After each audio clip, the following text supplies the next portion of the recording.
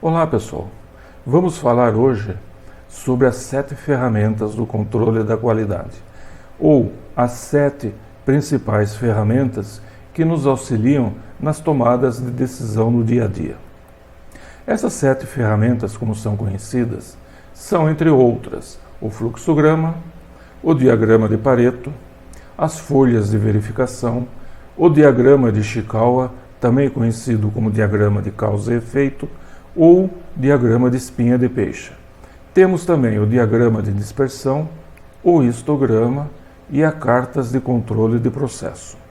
Essas 7 ferramentas são as principais e elas se apresentam não exatamente na ordem como eu falei, mas dependendo da nossa necessidade.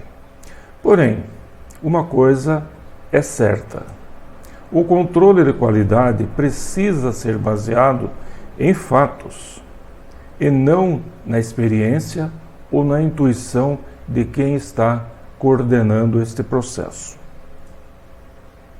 O objetivo original do controle de qualidade era reduzir o número de defeitos do produto durante o processo produtivo, onde a sua principal causa era a variabilidade do processo. Então, ferramentas estatísticas foram aplicadas para conhecer e resolver os problemas. As ferramentas estatísticas usadas no controle de qualidade incluem, entre outras, o gráfico de controle, o histograma, o diagrama de Pareto, projetos de experimentos, conhecidos como DOE, e as inspeções por amostragem. Porém, abordagens não estatísticas também são utilizadas largamente no controle da qualidade, sob a forma de diagramas de causa e efeito, o QFD, ou desdobramento da função da qualidade, a FMEA e o FTA, que são a análise da árvore de falhas, entre outras abordagens que nós temos disponíveis. Essas são as mais aplicadas. De modo geral, podemos dizer que esses métodos se concentram na representação gráfica de dados que provavelmente serão úteis na solução do problema, pois tornam o problema visível. Esta abordagem é o ciclo PDCA, ou ciclo de Deming, conforme a figura a seguir. Esse ciclo, ele é formado, ele é explicado sob esta forma de um círculo dividido em 4 partes, onde o primeiro quarto dessa circunferência, do lado superior direito, nós colocamos a fase do planejamento. Ou seja, antes de iniciar uma tarefa, nós temos que planejar, para depois realizar o quê? Aquilo que foi planejado. E, consequentemente, nós fazemos o quê?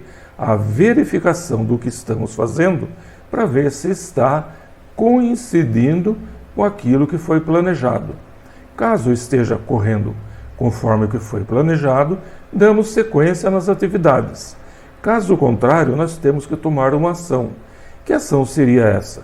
Uma ação de voltar o processo a produzir peças conforme aquilo que foi inicialmente planejado. Ou seja, são fatos baseados em padrões e dados internos. Mas quais dados internos?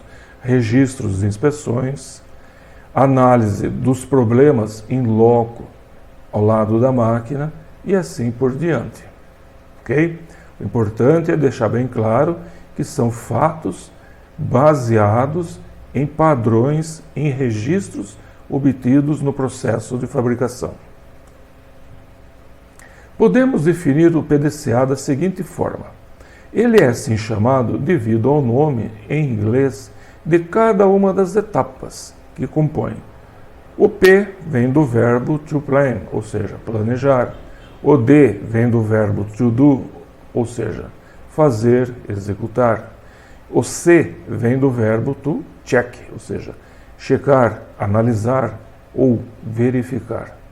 E a letra A vem do verbo to act ou action, ou seja, agir de forma a corrigir eventuais erros ou falhas que foram identificados durante o processo. Esta abordagem do ciclo PDCA se deu a partir do ciclo de Shewhart, esse estatístico que desenvolveu lá na década de 30. Esse método foi denominado como ciclo de Shewhart. Ele foi levado em uso, ou seja, ele foi aplicado lá no Japão do pós-guerra, também pelo engenheiro estatístico o Deming, lá em 1950. Então hoje ele é conhecido como ciclo de Deming ou o ciclo de Shewhart. Porém, o mais conhecido mesmo é o ciclo PDCA, por esse nome. Nas fases em que compõem o PDCA, nós temos a distribuição das 7 ferramentas da qualidade.